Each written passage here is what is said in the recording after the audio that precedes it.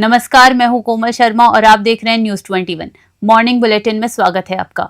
अंता मांगरोल उपचुनाव के रण में भाजपा के बड़े नेताओं ने मंगलवार से मोर्चा संभाल लिया। ये नेता केंद्र और राज्य सरकार की जन कल्याणकारी नीतियों और विकास कार्यों को आम जन तक पहुंचाकर भाजपा प्रत्याशी मोरपाल सुमन के पक्ष में जन समर्थन जुटा रहे हैं। मंगलवार को कैबिनेट मंत्री जोगाराम पटेल, चुनाव सह प्रभारी छगन माहूर सहित अन्य नेताओं ने अंता नगर पालिका के पार्षदों की बैठक लेकर उन्हें उपचुनाव में अपनी भूमिका निभाने के लिए निर्देशित किया। वहीं पूर्व सांसद मनोज राजौरिया ने अंता व मांगरोल नगर में जनसंपर्क कर सुमन के लिए समर्थन मांगा। दूसरी ओर प्रत्याशी मोरपाल सुमन ने भाजपा जिलाध्यक्ष नरेश सिकरवाल, विधायक राधेश्याम बैरवा व ललित मीणा सहित कार्यकर्ताओं के साथ सीसवाली मंडल के मुंडला, रायथल, पाखलखेड़ा समेत कई गांवों का संघन दौरा किया। उन्होंने कमल के फूल पर बटन दबाकर भाजपा को विजयी बनाने की अपील करी। 12 से हरीश शर्मा की रिपोर्ट।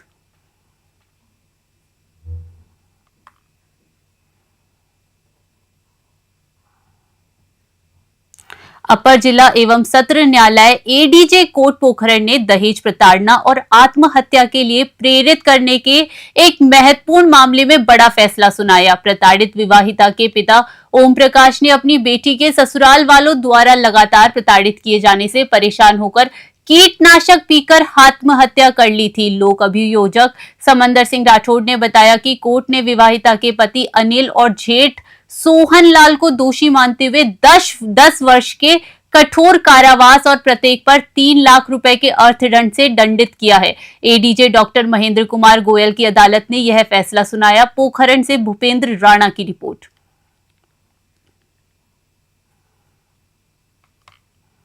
आज से ठीक 9 साल पहले नाचना थाना में प्रकरण दर्ज हुआ था।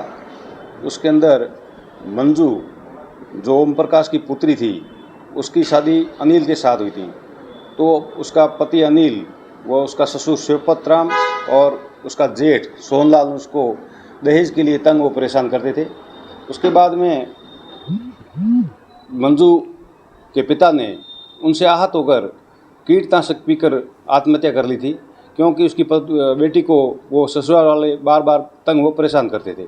उसी प्रकरण में आज माननीय न्यायालय ने एक अहम फैसला सुनाते हुए मंजू के पति अनिल व जेठ सोहनलाल को 10-10 साल की कठोर कारावास की सजा तथा 3-3 लाख रुपए के अर्थदंड से दंडित किया गया है। श्रीगंगानगर में मेडिकल नशे के कारोबार पर अंकुश लगाने, नशा कारोबारी में संदिग्ध पुलिसकर्मियों को बर्खास्त करने, कृष्ण बावरी प्रकरण में दोषी पुलिसकर्मियों पर कार्यवाही करने और जन आंदोलनों में दर्ज झूठे मुकदमे वापस लेने की मांगों को लेकर पंचायती धर्मशाला में प्रेस कॉन्फ्रेंस आयोजित की गई। कॉमरेड शिवपत राम ने आरोप लगाया कि एसपी और आईजी कार्यालय के विरोध प्रदर्शन के बावजूद कोई ठोस कार्यवाही नहीं हुई है। उन्होंने हाल ही में वायरल हुए ऑडियो का हवाला देते हुए कहा कि कृष्ण बावरी की बकरियां बिकवाकर पुलिस ने 4 बार रिश्वत ली, जिसमें से एक हेड कांस्टेबल और सीआई का रीडर शामिल है। उन्होंने पुलिस कप्तान पर दोषियों को बचाने और जनता की दुख तकलीफों में सरोकार न रखने का आरोप लगाया। इसी क्रम में 20 नवंबर को रायसिंह नगर से कृष्ण बावरी की बकरियों के साथ पैदल मार्च शुरू किया जाएगा। पैदल मार्च से पहले 6 नवंबर को श्री विजयनगर से शुरुआत करते हुए सभी तहसील मुख्यालयों पर मुख्यमंत्री के पुतले दहन किए जाएंगे। श्रीगंगानगर से साहब राम की रिपोर्ट। कोटा जिले में एक स्कूल के निर्माण कार्य की गुणवत्ता को लेकर गंभीर सवाल खड़े हो गए। हाल ही में एक घटना सामने आई, जिसमें ऊर्जा मंत्री हीरालाल नागर के निरीक्षण के दौरान निर्माणाधीन स्कूल के एक हिस्से का प्लास्टर भरभराकर गिर गया। इस घटना ने निर्माण कार्य में उपयोग की गई सामग्री की गुणवत्ता पे बड़े सवाल खड़े कर दिए। घटना की गंभीरता को देखते हुए प्रशासन ने अब स्कूल निर्माण कार्य की गहन जांच शुरू कर दी है और ठेकेदार तथा संबंधित अधिकारियों के खिलाफ सख्त कार्रवाई करने के निर्देश हैं। मंत्री नागर ने साफ निर्देश दिए हैं कि छात्रों के भविष्य से जुड़े किसी भी निर्माण कार्य में लापरवाही और घटिया सामग्री बर्दाश्त नहीं की जाएगी। यह घटना उन सभी अधिकारियों और ठेकेदारों के लिए चेतावनी है जो सरकारी परियोजनाओं में गुणवत्ता से समझौता करते हैं। कोटा से कामेंदु जोशी की रिपोर्ट। कोटा संभाग में 2 दिन से हो रही बेमौसम बारिश से किसानों की मेहनत पर पानी फिर गया, जिससे किसान खून के आंसू रोने को मजबूर है। इसी बीच ऊर्जा मंत्री हीरालाल नागर ने छतरी लगाकर जलमग्न खेतों का दौरा किया और अधिकारियों को तुरंत राहत देने के निर्देश दिए। ऊर्जा मंत्री हीरालाल नागर मंगलवार को बरसती बारिश के बीच दिगोद क्षेत्र के भीमपुरा, मुंडला और शोली आदि गांव के खेतों में फसल खराबे को जायजा लेने पहुंचे। भारतीय किसान संघ बीकेएस ने कोटा संभाग को आपदाग्रस्त घोषित करने और एक विशेष पैकेज जारी करने की मांग की है। मंत्री नागर ने खेत में 1-2 फीट तक पानी भरा होने और धान की फसल के आड़ी पड़ने की पुष्टि की। उन्होंने कहा कि दाना 48 घंटे से अधिक पानी में रहने के कारण उगने लगा है, जिससे धान की फसल लगभग चौपट हो चुकी है। उन्होंने कृषि विभाग के प्रमुख शासन सचिव विशाल राजन से फोन पर बात की और किसानों को राहत देने के निर्देश दिए हैं। ऊर्जा मंत्री नागर ने दोबारा क्रॉप कटिंग और आपदा प्रबंधन के तहत फिर से सर्वे कराने के निर्देश दिए, ताकि नुकसान का सही आकलन हो सके और उसके आधार पर मुआवजा राशि का निर्धारण किया जा सके। उन्होंने जिला कलेक्टर और अन्य अधिकारियों को भी संपूर्ण रिपोर्ट सरकार को भेजने को कहा। कोटा से कामेंदु जोशी की रिपोर्ट। जिस तरह से हम देख रहे हैं, आप भी सब देख रहे हो, और ये जो बरसात निरंतर हो रही है पिछले 48 घंटों से रुकने का नाम नहीं ले रही है। सारी किसान की जो हमारी चावल धान की फसल खड़ी हुई थी, पकी हुई थी, लगभग वो कटने के कगार पर थी। अगर शायद 2-4 दिन बारिश नहीं आती तो सारी फसल कट जाती, लेकिन इस कटी हुई फसल पर जो पानी गिरा है उसकी वजह से पूरे इसके पके हुए दाने खिर गए और ये पानी में भीगने से ये उगने लग गई है। 48 घंटे से ज़्यादा इसको टाइम हो गया, आधा फीट से ज़्यादा पानी भरा हुआ है। कहीं तो मतलब 1-1, 2-2 फीट पानी भरा हुआ है खेतों में, और उसकी वजह से पूरा किसान आज इस बारिश की वजह से बर्बाद हो गया है। मैंने कृषि सचिव विशाल राजन जी से बात करी है, जिला कलेक्टर को कहा है, हमारे सभी रेवेन्यू के अधिकारियों से यहाँ सर्वे पर लेकर के आए हैं, कृषि विभाग के अधिकारी आए, इनसे कहा है कि इसकी कटिंग क्रॉप कटिंग के बाद अगर दोबारा क्रॉप कटिंग का आदेश हो जाए तो निश्चित रूप से इनका वापस आकलन हो और इसका दोबारा प्रयोग क्रॉप कटिंग का होने से इस फसल में जो अब ईल्ड निकले उसके आधार पर इनका मुआवजा की राशि बने। और ये आपदा प्रबंधन के तहत भी इसका दोबारा सर्वे करने के लिए मैंने अधिकारियों को कहा है कि वापस से सर्वे करके इसकी रिपोर्ट सरकार को भेजें। सिरोही जिले के मंडार में पद्माराम कल्बी की मौत की जांच की मांग को लेकर चल रहा धरना प्रदर्शन करीब 32 घंटों बाद समाप्त कर दिया गया। देर शाम एसपी डॉक्टर प्यारेलाल शिवरान ने धरना स्थल पर पहुंचने और प्रतिनिधि मंडल से वार्ता के बाद सहमति बनी। धरना स्थल पर मौजूद सांसद लुम्बाराम चौधरी, विधायक मोतीलाल कोहली और पूर्व विधायक जगसी राम कोहली की मौजूदगी में हुई वार्ता में निम्न बिंदुओं पर सहमति बनी। मामले की जांच रेवदर सर्कल में न होकर सीधे एएसपी कार्यालय द्वारा करवाई जाएगी। मामले में नार्को टेस्ट के लिए विधिक प्रक्रिया शुरू की जाएगी। धरना समाप्ति से पहले मृतक के भाई नारना राम ने पुलिस प्रशासन पर गंभीर आरोप लगाए थे। उन्होंने कहा कि पुलिस ने धमकाया और नार्को टेस्ट से बचने का दबाव बनाया। उन्होंने आरोप लगाया कि पुलिस प्रशासन ने बार बार मूर्ख बनाने का काम किया है और केवल इतना जानना चाहते हैं कि उनके घर पर 11,000 केवी का तार किस व्यक्ति ने लगाया था। विधायक मोतीलाल राम कोहली ने प्रशासन को चेतावनी देते हुए कहा कि शेर कितना भी बूढ़ा क्यों ना हो जाए, छलांग लगाना नहीं भूलता। उन्होंने प्रशासन को चैलेंज करते हुए कहा कि समय रहते मामले का खुलासा करे, अन्यथा रेवदर विधानसभा में दूसरा इतिहास लिखा जाएगा। रेवदर से नरेश चौधरी की रिपोर्ट। धौलपुर जिला पुलिस अधीक्षक विकास सांगवाल के निर्देशन में जिले में अक्टूबर माह को राष्ट्रीय साइबर सुरक्षा जागरूकता माह के रूप में मनाया जा रहा है। इस अभियान के तहत साइबर थाना धौलपुर की टीम द्वारा विभिन्न सरकारी और निजी विद्यालयों में विद्यार्थियों को साइबर अपराधों से बचाव हेतु जागरूक किया जा रहा है। यह जागरूकता अभियान 31 अक्टूबर तक चलाया जाएगा। साइबर थाना धौलपुर के सहायक उप निरीक्षक अशोक सिंह और कांस्टेबल संजय पुरी ने राजाखेड़ा कस्बे के पाठशाला उच्च माध्यमिक निजी विद्यालय में विद्यार्थियों को महत्वपूर्ण जानकारी दी। पुलिस टीम ने बताया कि साइबर ठगी होने पर तत्काल www.cybercrime.gov.in पर शिकायत दर्ज करें या 1930-1930 पर संपर्क कर कॉल पर सूचना दे। इन कार्यक्रमों का मुख्य उद्देश्य बच्चों और युवाओं में डिजिटल साक्षरता बढ़ाना तथा उन्हें इंटरनेट के सुरक्षित उपयोग के प्रति जागरूक करना रहा। धौलपुर से संजय कसाना की रिपोर्ट।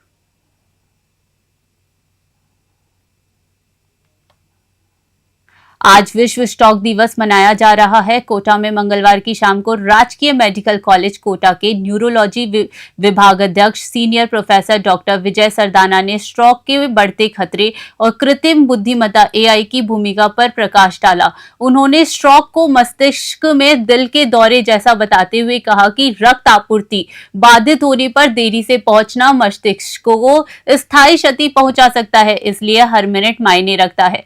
भारत में प्रतिवर्ष लगभग 12 से 15 लाख नए स्ट्रोक मामले दर्ज होते हैं। केवल 10% मरीज ही समय पर अस्पताल पहुंच पाते हैं। पिछले 30 वर्षों में स्ट्रोक के मामले 51% की वृद्धि हुई है।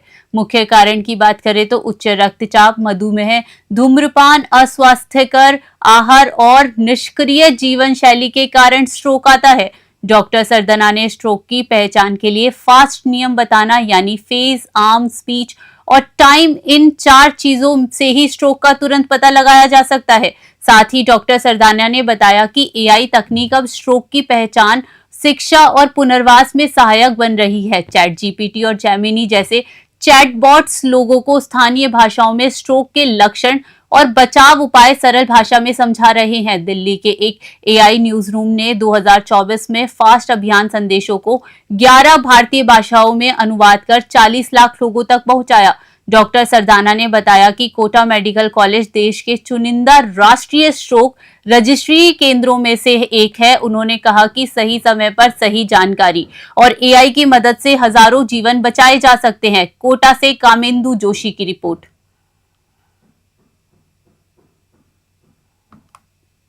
आबू रोड के रेलवे स्टेशन मुख्य मार्ग पर अराजकता का माहौल है। हाल ही में इस मार्ग पर एक हाई वोल्टेज ड्रामा देखने को मिला, जहां गुंडागर्दी से पर्यटन सहम गए, जिससे क्षेत्र की पर्यटन छवि को गहरी चोट पहुंची है।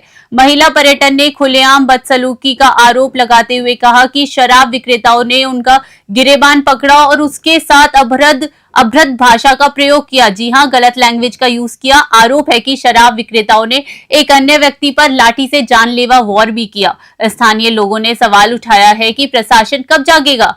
रात 8 बजे के बाद भी खुलेआम शराब बिक्री होने से शहर के हालात बिगड़ रहे हैं, जिससे स्टेशन मुख्य मार्ग अराजकता का अड्डा बन गया है। घटना के बाद पर्यटन थाने पहुंची, लेकिन मौके से शराब की गाड़ी नदारद थी। स्थानीय लोगों ने प्रशासन पर सवाल उठाते हुए पूछा है कि कार्यवाही क्यों नहीं हो रही और इन तथ्यों को कौन संरक्षण दे रहा है। लोगों ने मांग की है कि परमिट की जांच से बड़े खेल का खुलासा हो सकता है। शहरवासियों ने पुलिस से तुरंत एफआईआर दर्ज कर और सख्त एक्शन लेने की मांग की है। पर्यटन नगरी आबू रोड में इस तरह की घटनाओं में स्थानीय व्यापार और शांति व्यवस्था पर गंभीर प्रश्न चिन्ह लग जाता है। आबू रोड से नितिन जैन की रिपोर्ट।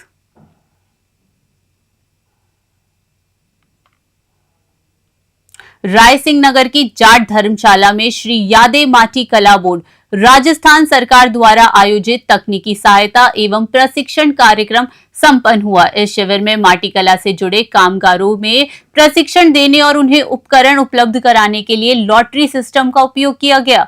चयनित व्यक्तियों को प्रशिक्षण पूरा होने के बाद राज्य सरकार की ओर से निःशुल्क विद्युत चालित चाक व मिट्टी गूंथने की मशीनें प्रदान की जाएंगी। कार्यक्रम के मुख्य अतिथि नगर पालिका अध्यक्ष मनीष मोहन कौशल थे, जबकि विशिष्ट अतिथि एडवोकेट वेद प्रकाश ठंडी और संयोजक आत्मनिर्भर भारत के मदन जोशी रहे। एडवोकेट वेद प्रकाश ठंडी ने कहा कि यह पहल प्रधानमंत्री नरेंद्र मोदी के आत्मनिर्भर भारत के संकल्प को साकार करेगी। उन्होंने बोर्ड के अध्यक्ष प्रहलाद राय टाक का भी आभार जताया। रायसिंह नगर से राजू शर्मा की रिपोर्ट। उस संकल्प को साकार करने के लिए, उस संकल्प को मजबूत करने के लिए राजस्थान सरकार ने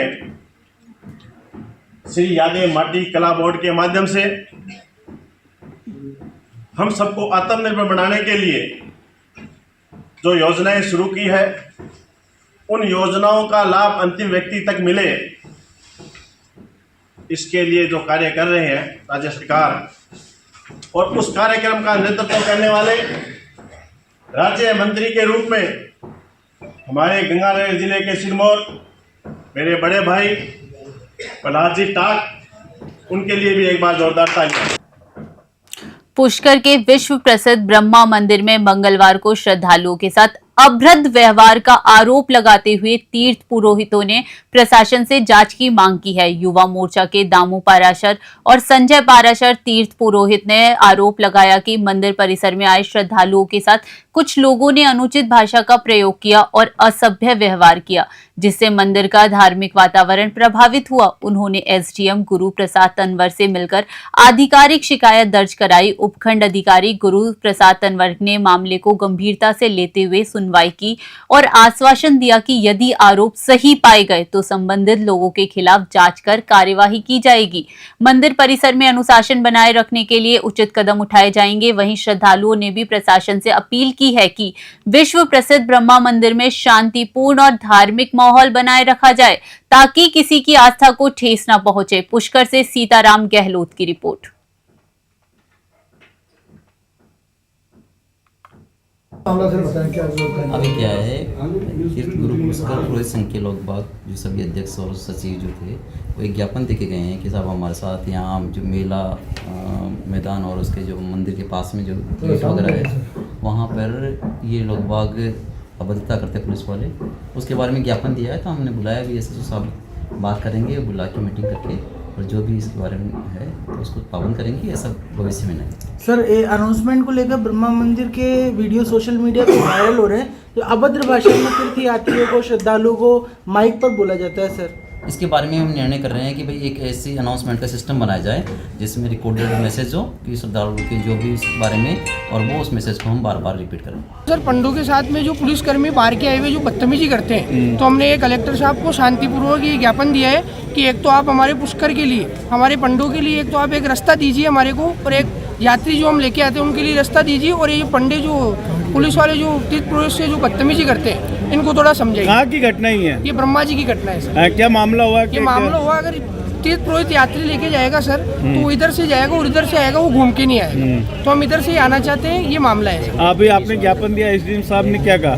एसडीएम साहब ने क्या कहा आपको? एसडीएम साहब ने हमारे को आश्वासन दिया है कि 1 घंटे के अंदर अंदर हम आपकी सारी व्यवस्था करेंगे, और हमने शांतिपूर्वक उनको ज्ञापन दिया है। पुलिस वाले क्या कर रहे थे? वो पुलिस वाले जैसे यात्री लेके तीर्थ पुरोहित जा रहे हैं तो उनके साथ धक्के कर रहे हैं। प्रेग्नेंट लेडीज नीचे जाके इधर से आ रही है तो उनको धक्के मुक्के कर रही है। उनको बोल रहे हैं कि आपको अच्छा, अगर कार्रवाई नहीं की गई तो आप क्या कार्रवाई नहीं की गई तो हम धरना प्रदर्शन करेंगे, मंदिर बंद करेंगे। प्रशासन को ये निवेदन किया था कि हमारे जो भी तीर्थ पुरोहित हैं वह मंदिरों में जाएंगे, कोई भी उनसे अभद्रता का व्यवहार नहीं करेगा।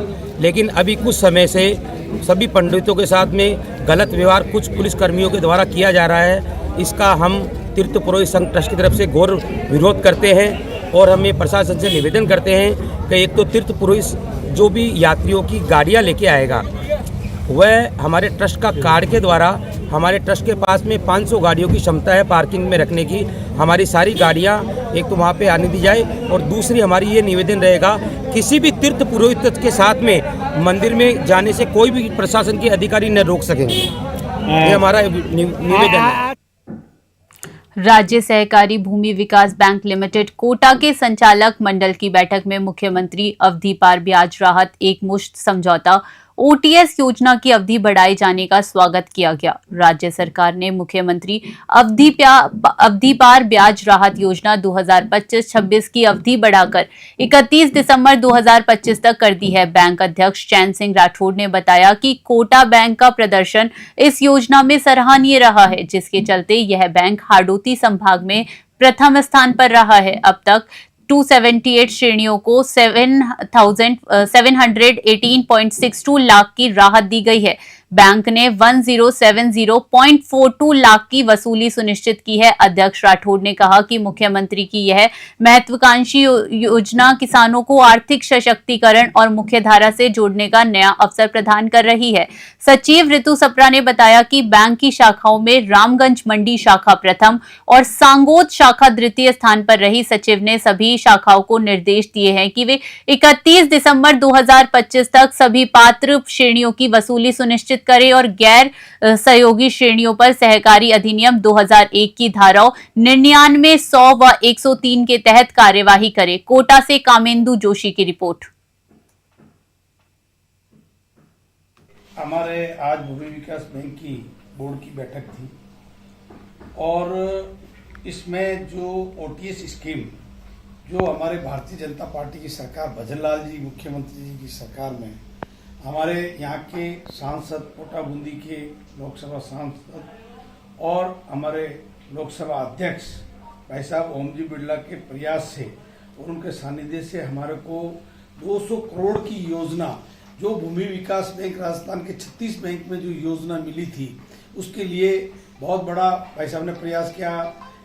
जो हमारे एसएलडीबी में बात करी, सहकारिता मंत्री और हमारे फाइनेंस मिनिस्टर और जो है नाबार्ड के अंदर उन्होंने सारी करके प्रयास करके ये योजना हमारे को दिलवाई। इसके अंदर हमारे राजस्थान के 36 बैंक प्रभावित लाभान्वित हुए। इसके साथ साथ हमारे कोटा के अंदर भी करीबन जो है हमारे कुल 1057 केसेस थे। हमारे सोजत सिटी की जयअंबे कॉलोनी में धार्मिक और सामाजिक सद्भाव को प्रोत्साहित करने के उद्देश्य से सुंदरकांड पाठ का भव्य आयोजन किया गया। इस भक्तिमय कार्यक्रम में समाज सेवी अनूप सिंह लखावत सहित बड़ी संख्या में श्रद्धालुओं ने हिस्सा लिया। समाज सेवी अनूप सिंह लखावत ने बताया कि यह कार्यक्रम धार्मिक एवं सामाजिक सद्भाव को बढ़ाने के लिए आयोजित किया गया था। पंडित पीयूष त्रिवेदी के सानिध्य में मर्यादा पुरुषोत्तम भगवान श्री राम और हनुमान जी की महिमा का भावपूर्ण पाठ किया गया। चौपाइयों एवं भजन कीर्तन के दौरान महिलाएं, युवक और वरिष्ठ जन श्रद्धा के साथ सहभागी बने, जिससे संपूर्ण वातावरण भक्तिमय हो गया।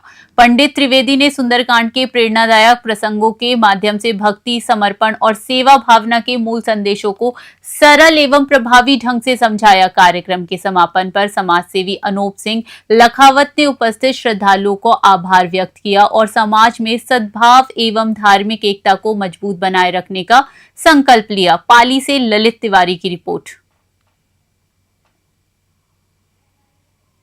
नारायणपुर क्षेत्र के लॉज डोयासी मनावास ग्राम पंचायत कानपुरा लॉज में गुर्जर समाज सुधार के उद्देश्य से एक महत्वपूर्ण बैठक आयोजित की गई। इस बैठक में समाज सुधार के लिए हाल ही में हुए पनियाला महापंचायत में तय किए गए 11 बिंदुओं पर सर्वसम्मति से सहमति व्यक्त की गई।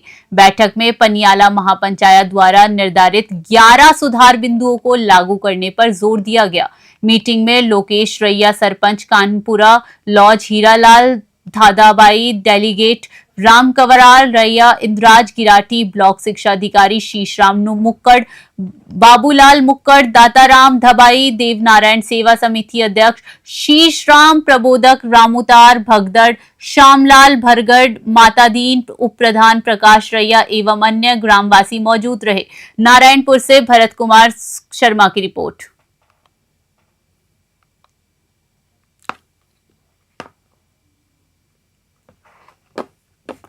नमस्कार, फिलहाल बुलेटिन में इतना ही।